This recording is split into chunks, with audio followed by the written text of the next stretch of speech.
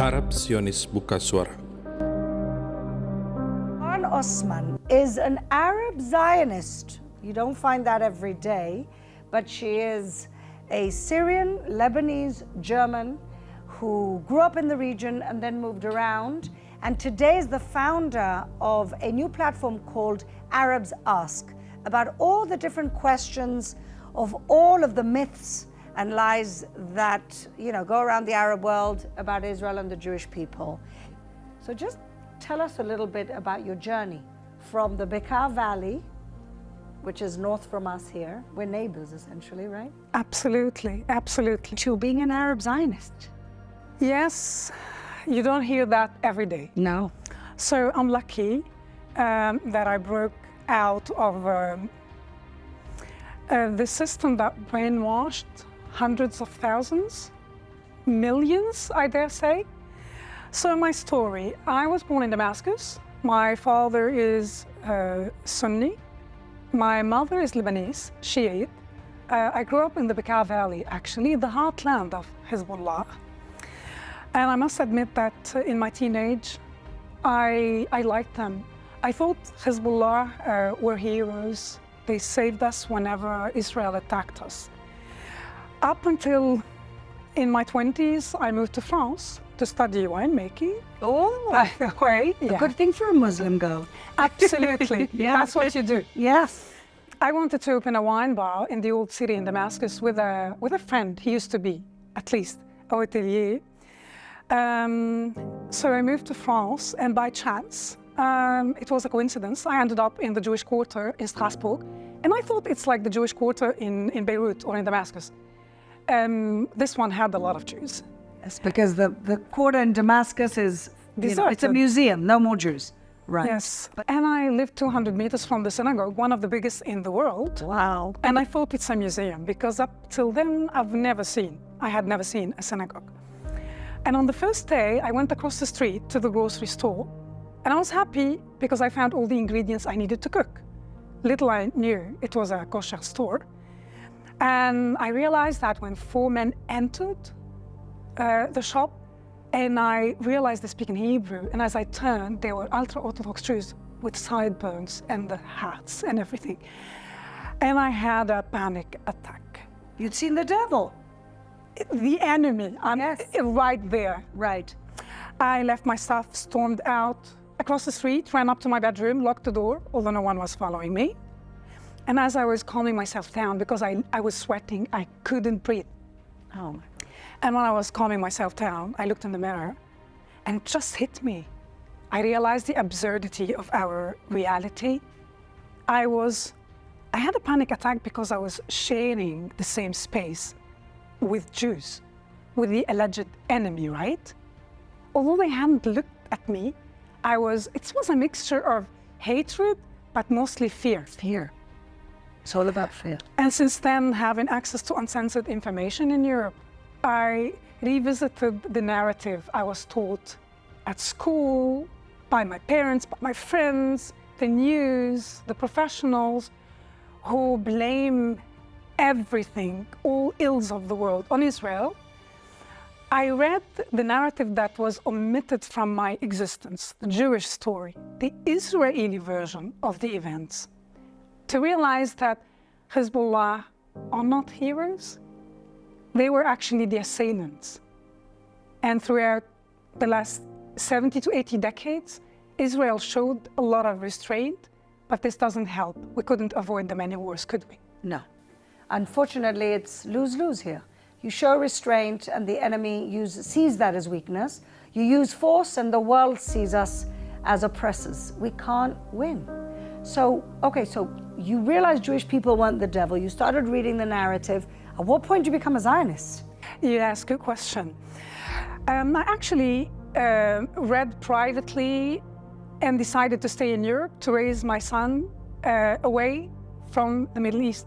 And I was minding my own business until millions of Syrians moved to Europe. Right. I was happy as a Syrian that they found refuge. However, I was really concerned because I know the amount of anti-Semitism deep-rooted, ingrained in their existence. And I was wondering, when Angela Merkel said, "Wir schaffen das," we will manage, I was thinking, I really hope she has consultants who will tell her what she's inviting to this country, to Germany. I was worried. And as, of course, incidents started surfacing, not only in Germany, I decided to go back to university to study Jewish studies and Islamic studies from an academic perspective.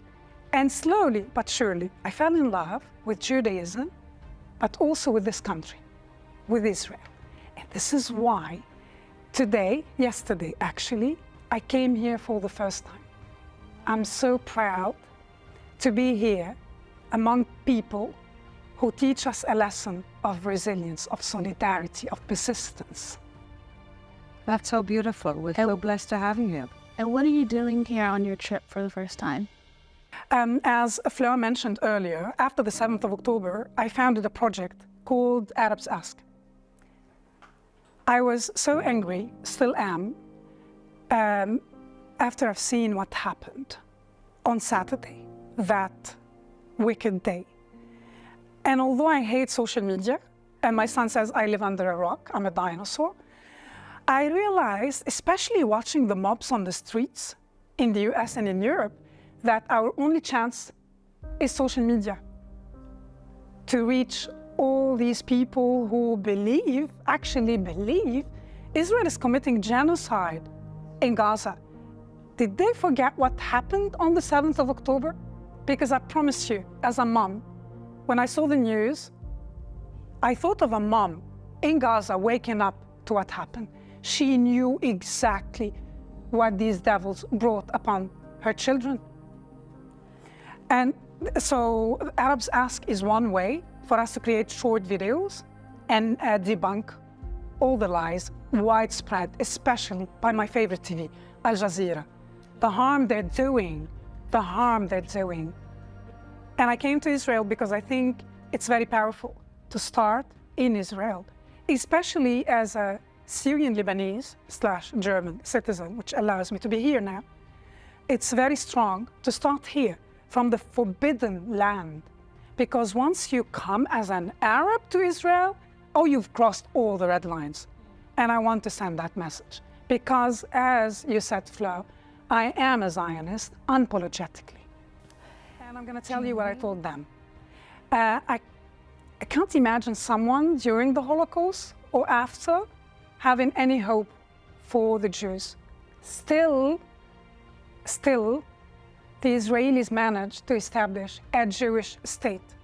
Let that resonate. Yeah. Let that sink for a moment. If that was possible, I believe the Jews are capable of doing anything. More so the Israelis, because they're not only Jews today. That's right. Together, they teach us the Arab population who are very happy to be here. Absolutely. And together, they teach us a lesson of solidarity, pushing forward for a better future for all of our children.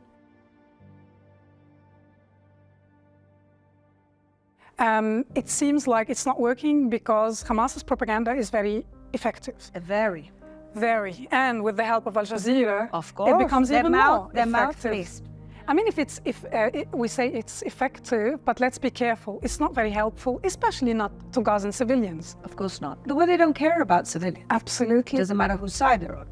But let that sink in for all the Arabs who are promoting this hatred, that they have blood on their hands. They are responsible for the death of the Gazans as well. They're helping Hamas directly and indirectly. However, I think Israel is doing a great job. We are outnumbered, it's true, but giving up is not a choice. It's not an option. Right. So we keep fighting, we keep debunking what's obviously BS. I think Hamas, they can deny, they can try to get out of it, but they shared what they've committed. There is no way out of what they've done, and they will be held responsible. And this is why Israel was pulled into this war, and I hope they will be able to dismantle Hamas to the last of the terrorists. Ron, inshallah. Thank you so much for being here. We are Salam damai dari Fakta Israel.